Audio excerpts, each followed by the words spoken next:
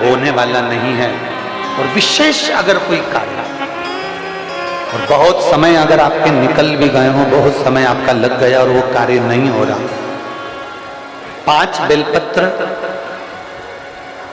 अशोक सुंदरी वाली जगह पर जब आप चढ़ाएंगे तो ये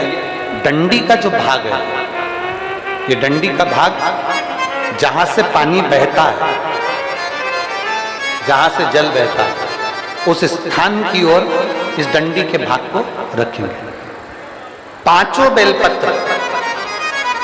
एक बेलपत्र जब डंडी का भाग हमने इधर कर दिया,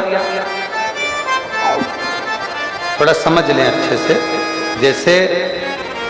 ये जलाधारी समझ लो, एक बेलपत्र अपन ने रखी, डंडी का भाग जहां से जल बह रहा है उस ओर है। दूसरी बेलपत्र हमने उठाई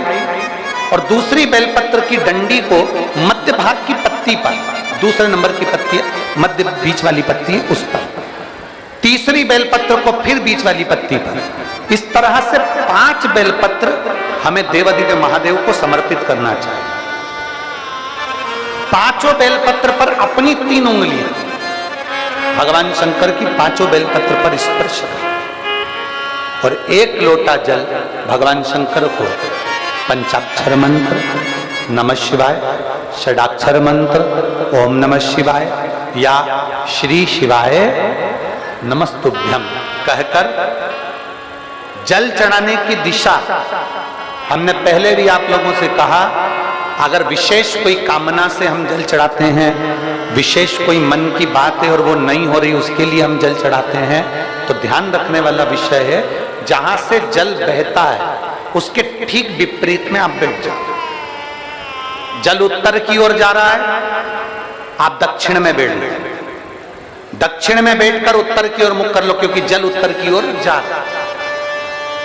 इधर जल जा रहा है तो आपका बैठना इधर होना चाहिए, इधर जल जा रहा है तो आपका बैठना हम जहां बैठे ऐसा होना चाहिए। इधर जल जा रहा है तो आप जैसे बैठे हो वैसा होना चाहिए। वहां बैठकर 5 बेलपत्र रखकर उंगली का स्पर्श कर कर पंचाक्षर मंत्र या षडाक्षर मंत्र या श्री शिवाय नमस्तुभ्यम बोलकर फिर जल की धार दोनों हाथ से देवादिदेव महादेव को अपने मन की कामना कर कर अशोक सुंदरी से अपने दिल की बात कहते हुए चढ़ाइए। 2 या 2.5 महीना होगा और देवादिदेव महादेव आपका वो कार्य सफल करेगा। एक पत्र है।